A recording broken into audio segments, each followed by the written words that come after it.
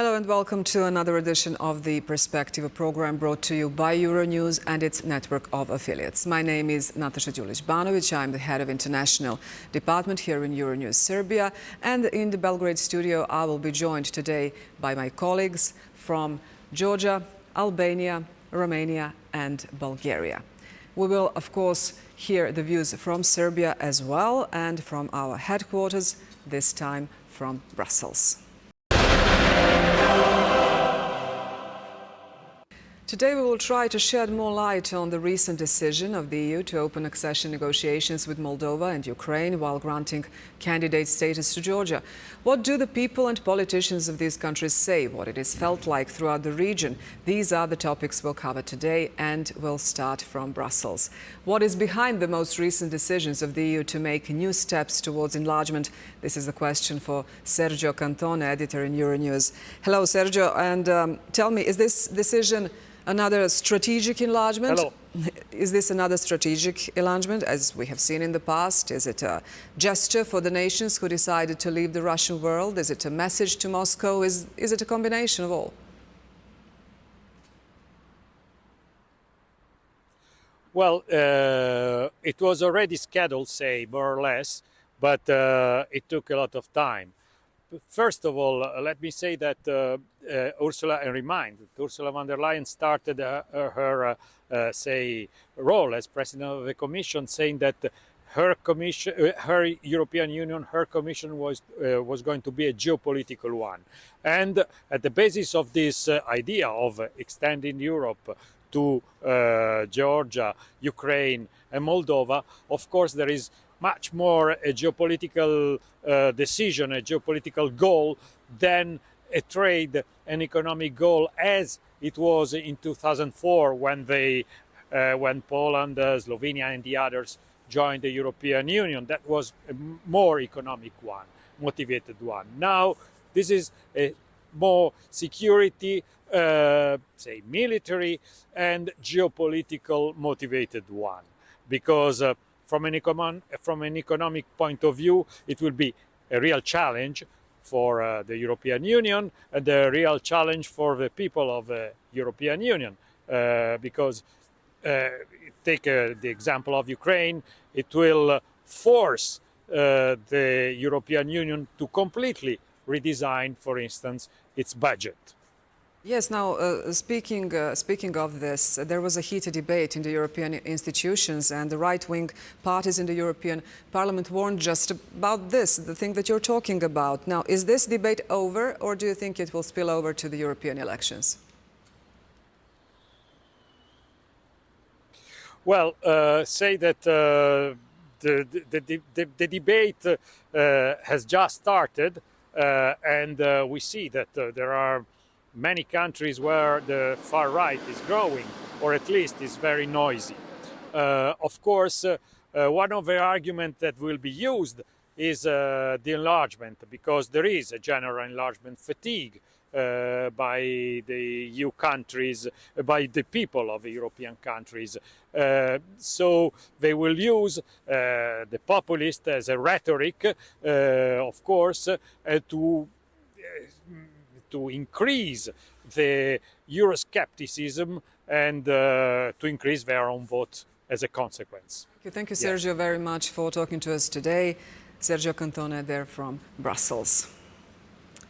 Now we go to Georgia, which has, as I said in the beginning, been granted the candidate status last year. And let us take a look at what it means for Georgians who have small businesses and what they expect in the case of future membership. In the village Omalo, located in Pankisi Gorge, in a factory built in his own yard, Shengeli Tohosashvili brews traditional kist beer. The Kists are a Chechen sub-ethnic group native to Georgia. They have been brewing non-alcoholic beer made of dog rose and black hawthorn for centuries. Shengeli's life as entrepreneur came about almost by accident. Initially, his idea to turn a family tradition into a business was backed by the USAID's growth program. Now, people from all different corners of the world beyond Georgia visit Omalo to have a taste of the beer Kisturi. His business is supported by the EU. Just like other families, we used to brew this beer on holidays. Kist beer was practically unknown to everyone outside Bankisi. In the future, I would like to export this beer to various European countries. Ensuring quality is both a challenge and a pleasure. I'm taking steps to implement HACCP guidelines and obtain all the necessary certificates. We, the Kists, are an ethnic minority here. I believe becoming part of the EU will ensure that our rights, religion, language and culture will be better protected.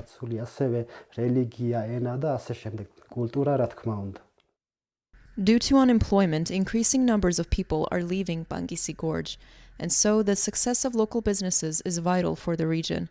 Residents believe that if Georgia becomes part of the EU, those who left the local villages may return home. If we become part of the European Union, I think those who have left our region will return. This would be hugely beneficial, because the situation is very bad, not just in Bankisi but also here in Ahmeda. We work in many different municipalities. The outflow of women is especially high.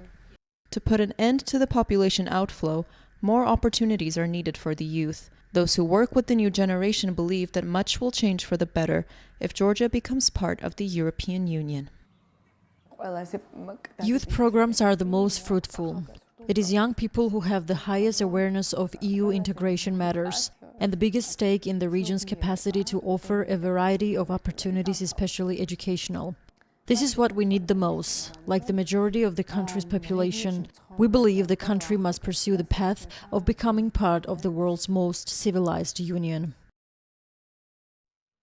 Joining us live from Euronews studio in Tbilisi is our colleague Elena Tutskiridze. Elena, hello. We've just heard some of the expectations from Fama in Georgia. What else do people in your country expect from the possible EU membership?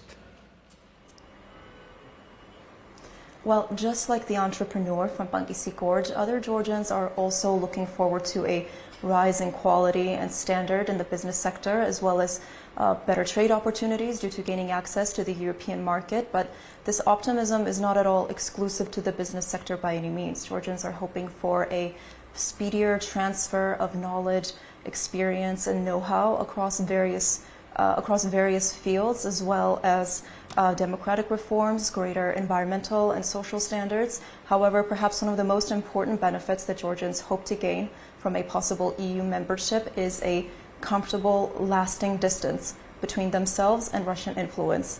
By establishing a firm, close alignment with Western institutions, many Georgians hope to fulfill their aspirations towards a democratic nation where rule of law and respect for human rights are paramount.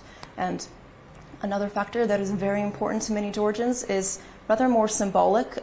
Becoming a member of the European Union for many Georgians would be a sort of validation of their identity as a European nation and people, and a recognition of their commitment to the European principles that have been enshrined in the Constitution since as early as the First Republic in 1921. On the other hand, are Georgians aware of this pre-accession period, which can last for a long time, and are they looking forward to these reforms that come with accession negotiations?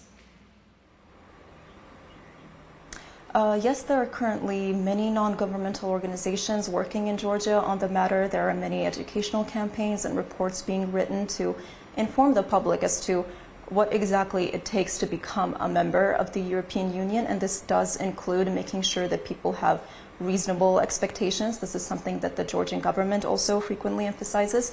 However, the potential enlargement of the bloc expected in 2030 has given some cause for hope that perhaps this process may not take years upon years, but still Georgians remain aware of the fact that this process can take a very long time, especially since Georgia has been striving towards EU integration for quite some time now. But that being said, over the years, especially recently, ever since the Georgian government applied for EU membership on behalf of the Georgian population, the people have demonstrated that they are not going to hesitate to hold accountable those who are responsible for fulfilling the prerequisites needed for accession, including themselves. It is a commonly held opinion that the candidate status was granted at least partly due to the fact that Georgians demonstrated their commitment to Euro integration. According to recent polls, an overwhelming majority, as many as 80%, are in favor of pursuing the European path. Thank you, Elena, very much. Elena Tsutskirice reported live from Tbilisi. Now, after the decision of the European Council, Moldova was recommended to open accession negotiations and started doing its homework. Specifically, a new entity in the government has been created, also an office for European integration and special departments in almost every ministry, which means there will be a specific group of people responsible for the negotiation process. Economic parts or say economic branches which can generate any refusals or special conditions of the European Union or of the EU member states. How long this process will take depends on the speed at which the reforms are implemented in Moldova. If the country continues to have a pro-European government, this process will be faster. I believe that President Maia Sandu is doing the right thing when she presents years 2030 as the possible target. In addition to Moldova and Ukraine, 5 other countries are negotiating to join the European Union. These are Turkey, North Macedonia, Montenegro, Serbia and Albania. For Turkey, negotiations have been going on since 1999. At the last European Council meeting, Georgia was also granted the status of candidate country for membership of the EU bloc. Now I turn to my colleague from Euronews studio in Bucharest, Vitali Kojokari. Vitali, hello. Now tell me, Hi, Natasha. Romania welcomed the decision to grant candidate status to the 3 republics, Moldova in particular. Why is it so important for Romania that Moldova joins the EU? Yeah, thank you for your question. The problem of Romania, or I would say the thing of Romania, is that Romanian language is the same, the official language of Moldova too. So Romania has a big opportunity here to have next country involved in this country, I speak about Moldova, will have the access to European Union. But I would say, first of all, as long as European Parliament, European Commission have already decided that Moldova will be part of EU, Moldova has excellent chances. They're bad, they're good. Let's take step by step to understand what's happening. So, being a small country with 3 or 4 million of citizens, Moldova has excellent chances to integrate in European Union. As expert I talk to, they say Moldova doesn't have a large industry or agriculture, complicated agriculture. It can be easily assimilated into community space. Also, there are a lot of Moldovan citizens already had European citizens. They are already working in EU countries. Also, you asked about Romania. Here is an example of assistance. I told you about the official language of Moldova. It's Romania as well. In Romania, Romanian is the official language. So many documents are already translated into Romanian. I will give you one example. It's about acquis communautaire. That it's a big, important document. It's translated already, so they will move it to Chisinau from Bucharest and need to implement it. The authorities of Chisinau expect to start the negotiation easily without major issue. At the moment, no European state has publicly expressed opposition to Moldova's accession to European Union. Has a territorial problem, and the separatist tendencies in Transnistria and Russian presence there. So do politicians in Romania expect that the EU accession is possible with this problem, or maybe they expect it to be solved quicker? Yes, this is a major issue about Moldova. The thing is, Moldova hope that they will integrate without Transnistria. First of all, after that, the standard living of Moldova will increase, so they hope Transnistria, that it's too far from Russia, but it's still controlled by Russia, will join later. And this is the most problematic thing for Moldova, but authorities from Chisinau hope they will start negotiation, how I said already, without Transnistria. Thank you very much, Vitaly Kojokari there from Romania. Next, we go to Albania.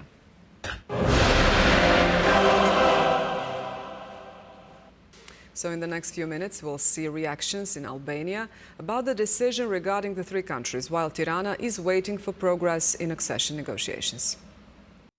The enlargement process of the European Union and the integration of the Western Balkans countries into it was warned during 2023 that it would move at a different pace from leaders of EU in Brussels. But at a time when 2030 is pointed as a possible membership deadline for countries of Western Balkans, Brussels is rapidly advancing the integration steps for Ukraine, Moldova and Georgia as well. For the connoisseur of European integration issues Indrit Vokshi, this approach of Brussels towards these three countries has more to do with the geopolitical aspect than with the Union standards.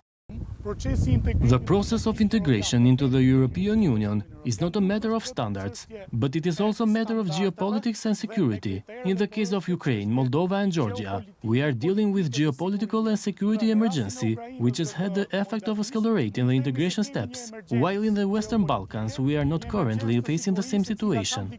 In the same line is also the foreign policy expert Akri Chipa, who emphasizes that the countries of the Western Balkans should focus on their path. I think that what Ukraine and Moldova clearly reflected is that they are a bastion of eastern border of European Union. Their ability to guarantee security is directly related to the security of the European Union itself. Therefore, I think that the concepts of security that have changed in Brussels are also reflected in the approach that they have had towards these three countries. I think that it should be not seen as a competition because there are processes that are not related to each other. The countries of the Western Balkans are competing with each other. Ukraine, Georgia and Moldova are currently countries with the status of candidate country and have signed stabilization and association agreements with the European Union. In Euronews Albania studio in Tirana is our colleague Franco Egro. Franco, tell me, how did the Albanian public in general accept the EU decisions to grant new candidate status, open negotiations with these three countries, while Albania, with other Western Balkans countries, makes this slow progress towards the EU? It is true, Natasha, that the European Union's invitation to provide candidate status to Ukraine in the midst of a war and to Moldova, which is in danger of a Russian invasion, and to Georgia came first as a surprise here. Albania has been waiting for 20 years to join the European Union. This was the first impact, but it did not come as a surprise for all those who know well how foreign policy works. Albanians are convinced now that by making this choice, the European Union wants to include its eastern border countries within its security zone. The Albanians are aware that Western Balkan countries has been for 25 years part of the EU stabilities, association and membership process. Since 4 nations are currently engaged in membership negotiations and 2 more are awaiting candidate status. Albanians believe as well that the threat to the security of these countries of the Western Balkans has diminished a lot. There is a strong conviction here that only the EU's enlargement will construct a cordon of security and stability at its external border. As a final point, Natasha, I would like to underline the fact that there is not a single voice in Albania, or better said, among all the Albanians, wherever they live in the Balkans, against the integration process, despite of its sluggish progress. Now, Franco, we heard some assumptions that the urgency with which Brussels wants these 3 new countries to join the EU, that may actually help Western Balkans countries to expedite their own path towards membership. What have Albanian politicians been saying about that? Domestic politics versus international geopolitics, I would say. The Albanian politicians have been waiting for over 20 years to initiate this process, thus they appeared slightly disoriented by the decision. I am sure, Natasha, that everyone still remembers vividly Albania's Prime Minister's irony when Edi Rama said in Bled, Slovenia, that we should start a war here in the Balkans to speed up our membership. As far as the Albanian politicians are concerned, there is no other scenario. Everyone here is fully convinced that despite its sluggish progress, EU membership has been the only mechanism that has transformed the Western Balkan countries and Albania as part of it. The EU-Balkan summit held in Tirana recently, the $6 billion plan for the economic growth of this region, and the initiatives for the regional common market are only a few examples to support it. To summarize Albania's attitude to the present climate, I would like to draw a parallel between the quote of the great French thinker Voltaire, who stated, "If God did not exist, it would be necessary to invent him." And what we say here in Albania, that we are lucky that Robert Schuman and Jean Monnet founded the European Union. Franco Egro reporting there from Albania. But similar concerns in Serbia as well. On the one hand, finally the enlargement is back on the agenda. On the other, Serbia has been told that the EU does not want to import territorial disputes, and now it has 3 more candidates who all have such disputes themselves. For more than a decade, Serbia has been a candidate for membership, yet it's still uncertain when will become full-fledged member of the European Union. News about enlargement has stirred up a stale situation. It opened up a new momentum, a new space for conversation to get out of what we call enlargement fatigue. We still have to see if this escape from fatigue is worth it for us, as it is for the accelerated progress of these 3 countries. It's a good news for us. The EU enlargement process was revived thanks to the war in Ukraine and the threats that are constantly present, especially towards Moldova, but also towards Georgia.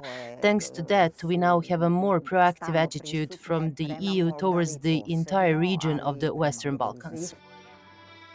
Serbia is also participating in the process of these 3 countries joining the EU. Experts from the field of European integrations are continuously communicating with their colleagues from Ukraine, whilst Moldovan colleagues have gone through all the steps with experts from Serbian institutions.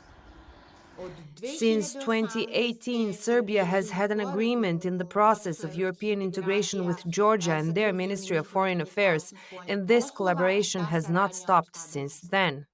However, Serbia is making slow progress toward the European Union. Kosovo is still an issue, so it's unclear how the territorial conflict is a factor in Serbia's membership, but the EU institutions do not regard this when it comes to new candidate states.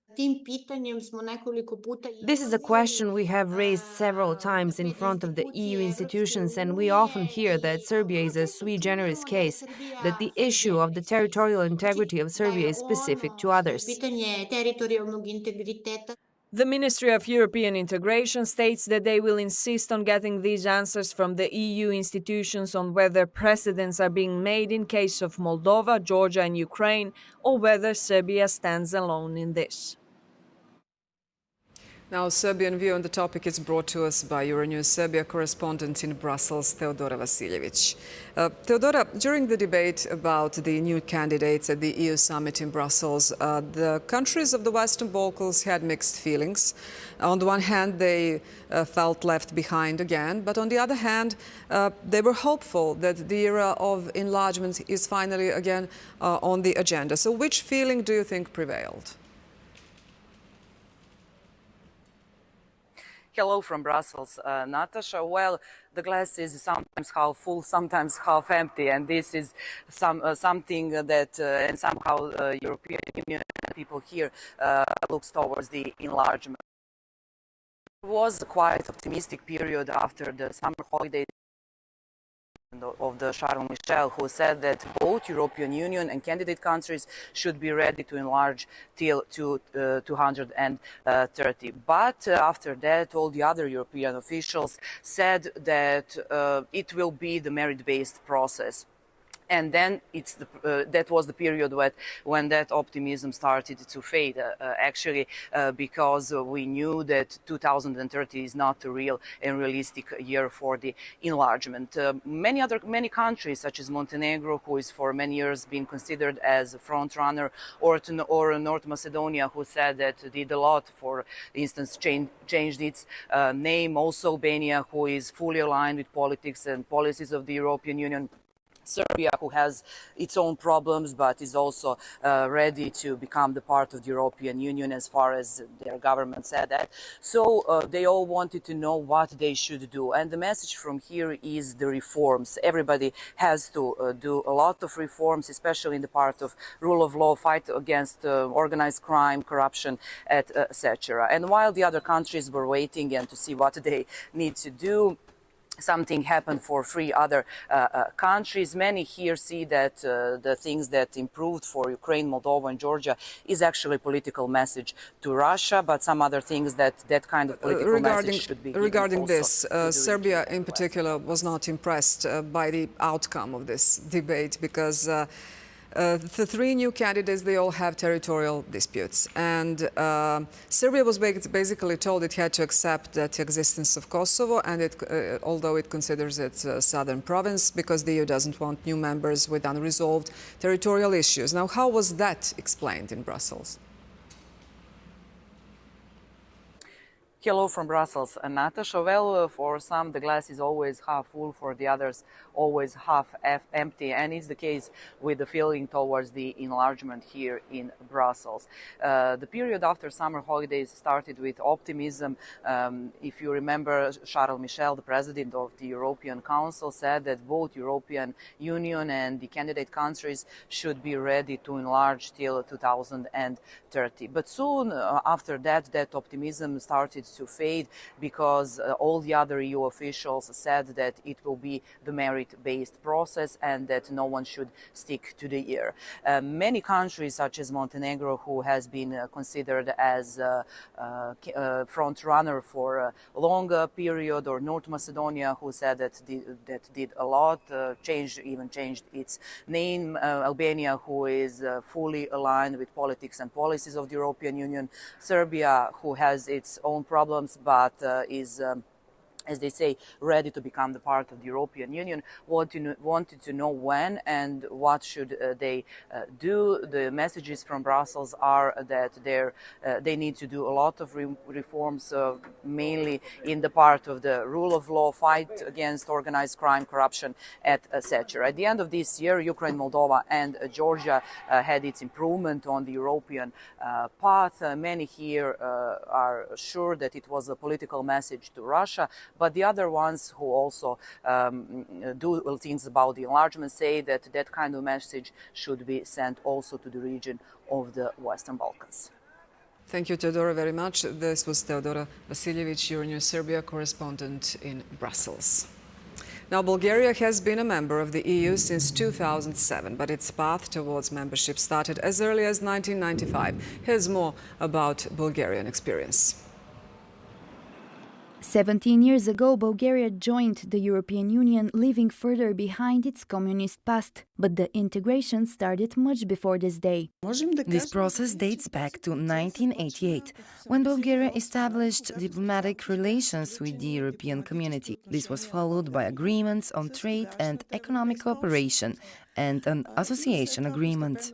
Bulgaria waited more than a decade before becoming part of the EU. The country applied in December 1995, and the official negotiations took over 4 years. Regarding the challenges, Bulgaria had to transform into a market economy, meaning it had to adapt its laws to this, while also adapting the laws of the European Union. It was not an easy process.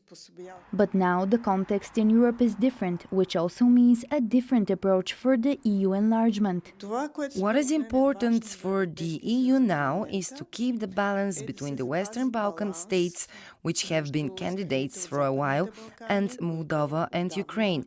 This is a key matter, so that no one is disappointed. Romanian MEP Zigfrid Mureșan chairs a delegation for Moldova's membership. He thinks Russia's war made Moldova and Ukraine advance faster. We can only live in safety and security within the borders of the European Union if we are surrounded in our immediate neighborhood by countries which are safe and stable. In Moldova, he says, there is also a pro-European stance coming both from the government and the people, while the Western Balkans are falling behind. So if these countries are being led by politicians which act in a pro-European spirit, who fulfill commitments, who implement reforms as the authorities in Moldova have done, then they will be able to move faster towards the European Union. Croatia is the only EU member from the region, while only Montenegro and Serbia have already started the accession talks, although this happened a decade ago. Joining us live from Euronews Bulgaria studio in Sofia is Gabriela Belichevska. Gabriela, Bulgaria, as we heard, joined the EU together with Romania and with nearly 2 decades inside the EU. What's Bulgaria's stance when it comes to Moldova, Georgia, Ukraine, but also the Western Balkans countries?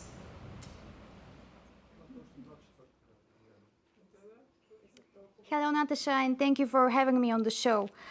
In the program of the current government, there's a separate paragraph which explicitly says that the commitment of Bulgaria is related to the Western Balkans, but both the Western Balkans and also Ukraine, Moldova and Georgia, the commitment to let them become members of the European Union in the future. But at the same time, we can see commitments about signing more agreements with countries such as Serbia and Bosnia and Herzegovina, Montenegro as well, but also the Bulgarian leadership here in Bulgaria. We can say that eventually they had made some comments in the recent weeks regarding the EU enlargement. On the one hand, we had the Prime Minister Nikolai Denkov who said that eventually no one would benefit from Western Balkans being moved away from the European Union. And on the other hand, of course, we have comments from the Deputy Prime Minister and also Minister of Foreign Affairs, Maria Gabriel, who says that this accession of the Western Balkans is even more important because of the Russian invasion in Ukraine. And of course, she also said that there are more positive factors for this eventual enlargement than risks. We can also say that according to the plan, this commitment should stay like it has been now. After the change of power in Bulgaria, the expected change in power is part of the first rotational government that we have. In the spring, we're going to have another prime minister, most possibly Maria Gabriel, who is also an ex-EU commissioner. And also, of course, Bulgaria had its own struggles on its path towards the European Union. The negotiations with Bulgaria took over 4 years, and Bulgaria and Romania themselves are among the member states that joined the EU at slower pace. So Gabriela, let me ask you in this case, with this experience Bulgaria has, what can Bulgaria do? How can Bulgaria help? We heard, I think, in the previous package that already these 3 countries are seeking for help from candidate states.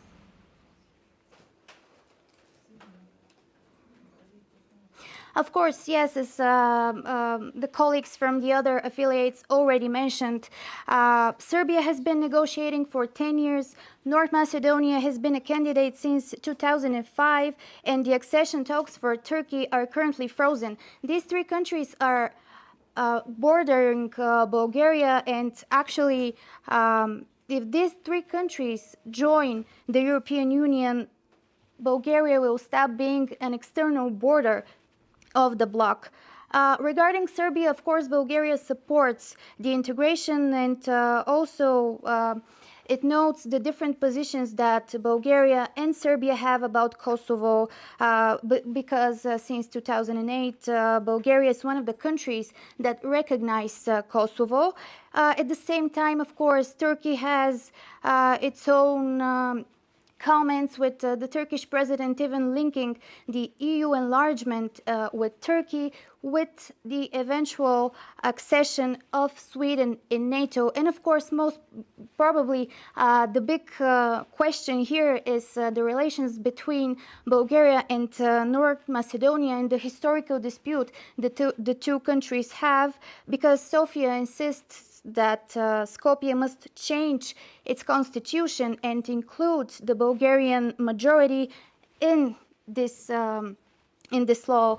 And so far, we see that Skopje and Sofia keep the dialogue, but at the same time, we've been seeing in the last year some incidents from, of course, on the one hand, incidents against Bulgarian organizations which were condemned as vandalism. Last year, we even saw an attack on a man with Bulgarian self-consciousness.